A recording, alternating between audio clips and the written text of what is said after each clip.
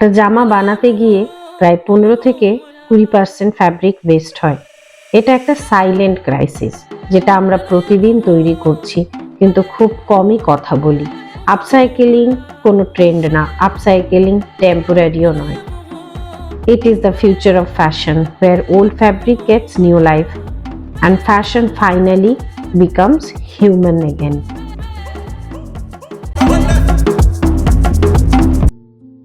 আমরা প্রায় ভাবি দূষণ মানেই ধুলো, প্লাস্টিক, কলকারখানার ধোঁয়া, গাড়ির ধোঁয়া এইসব, কিন্তু খুব নীরবে চুপচাপ টেক্সটাইল ওয়েস্ট ক্রাইসিস আমাদের চারপাশকে ঘিরে ফেলে।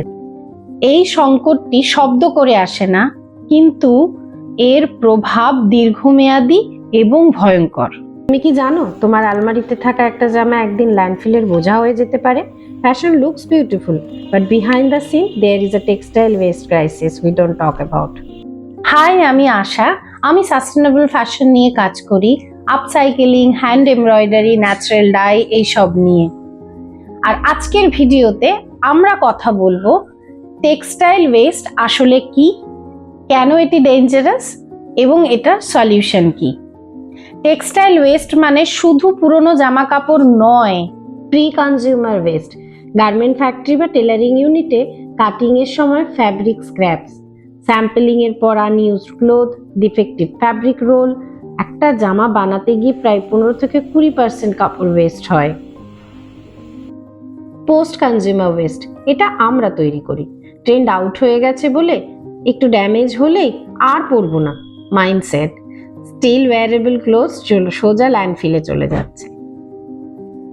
টেক্সটাইল ওয়েস্ট বাড়াবাড়ির জন্য ফাস্ট ফ্যাশনের ভূমিকা অনেক গুরুত্বপূর্ণ। ফাস্ট ফ্যাশন আমাদের কি কি শিখিয়েছে? Wear less, buy more and throw faster. যার ফলে কি হচ্ছে, জামা কাপড় আমরা শর্ট ট্রেন্ড যেগুলো চলছে সেগুলো পরার চেষ্টা করছি, চিপ এবং কোয়ালিটি যেগুলোর একদমই খারাপ সেই সব জামা কাপড় আমরা পরছি।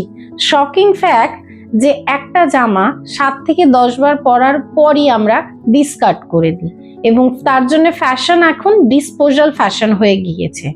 আর এর ইম্প্যাক্ট পড়ছে এনভায়রনমেন্টে।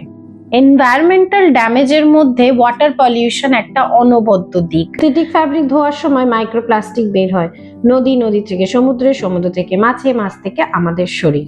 ইন্ডিয়া টেক্সটাইল প্রোডাকশনের জায়েন্ট, কিন্তু এর জন্য টেক্সটাইল ওয়েস্টও এখানে অনেক বাড়ছে। টেলারিং ইউনিটস, এক্সপোর্ট হাউসেস, তাছাড়া রিটেল শপে, মার্কেটে প্রচুর জায়গায় টেক্সটাইল ওয়েস্ট পাইলড আপ হয়ে আছে। আর আইরনি জানো কি, আমাদের ইন্ডিয়াতেই ছিল টেক্সটাইল ওয়েস্টের সলিউশন। আমাদের কালচারের মধ্যে ছিল টেক্সটাইল ওয়েস্ট কি করে আমরা বাঁচাতে পারি। রিইউজ, রিপেয়ার, রেসপেক্ট, এটাই ছিল ইন্ডিয়ান সাস্টেনেবিলিটি।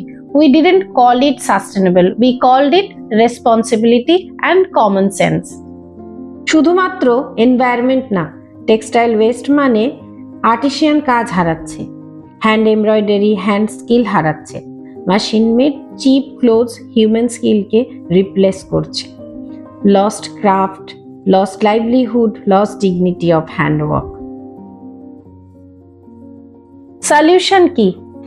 রিসাইকেলিং অবশ্যই দরকার আছে, কিন্তু সব ফ্যাব্রিক রিসাইকেল করা যায় না, specially mix fabric. Upcycling is the highest solution for textile waste. Upcycling মানে ওয়েস্টকে র মেটেরিয়াল ভাবা, পুরোনো কাপড় থেকে নিউ ডিজাইন তৈরি করা, স্ক্র্যাপ থেকে storytelling, low water, low energy এবং হাই হিউম্যান ভ্যালিউ। একটা আপসাইকেল ড্রেস মানে no copy, no repeat, only purpose.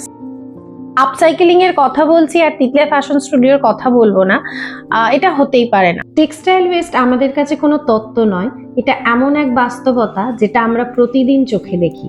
ছোট টেলারিং ইউনিট থেকে শুরু করে বড় প্রোডাকশন হাউসের লেফটওভার আমরা দেখেছি কিভাবে একেবারে ব্যবহারযোগ্য কাপড় শুধু এই কারণে ফেলে দেওয়া হয় কারণ সেগুলো কোনো স্ট্যান্ডার্ড প্যাটার্ন বা ফাস্ট ফ্যাশনের টাইমলাইনে ফিট করে না। আমরা সেখানে ওয়েস্ট দেখিনি, দেখেছি পসিবিলিটি। প্রতিটা কাপড়ের টুকরো, প্রতিটা রিজেক্টেড ফ্যাব্রিকের মধ্যেই আছে মূল্য, পরিবেশগত, সাংস্কৃতিক এবং মানবিক। আমাদের কাজের শুরুটাই হয়েছে একটা সহজ বিশ্বাস থেকে, কাপড় ডিসকার্ড হলেই তার মূল্য শেষ হয়ে যায় না। টেক্সটাইল ওয়েস্ট, হ্যান্ড এমব্রয়ডারি আর আপসাইকেলিং এর সঙ্গে কাজ করে তিতলিয়া। চেষ্টা করে ইন্ডাস্ট্রি যাকে ওয়েস্ট বলে তাকে এমন পোশাকে রূপ দিতে যেগুলো অর্থ বহন করে, মর্যাদা বহন করে এবং দায়িত্বের গল্প বলে। টেক্সটাইল ওয়েস্ট কোনো দূরের সমস্যা নয়, এটা আমার তোমার ওয়ার্ড্রবের গল্প। ফাস্ট ফ্যাশন বলে হোয়াটস নিউ, সাস্টেনেবল ফ্যাশন বলে হাউ ক্যান উই সেভ। আর এই প্রশ্নটার মধ্যেই লুকিয়ে আছে ফিউচার অফ ফ্যাশন। এই ভিডিওটা যদি তোমাকে ভাবায় তাহলে অবশ্যই লাইক, শেয়ার এবং সাবস্ক্রাইব করো, আর কমেন্টে লেখো how many clothes you really need for a year. আর till then, wear responsibly, no fast trend. Let's patch up and heal.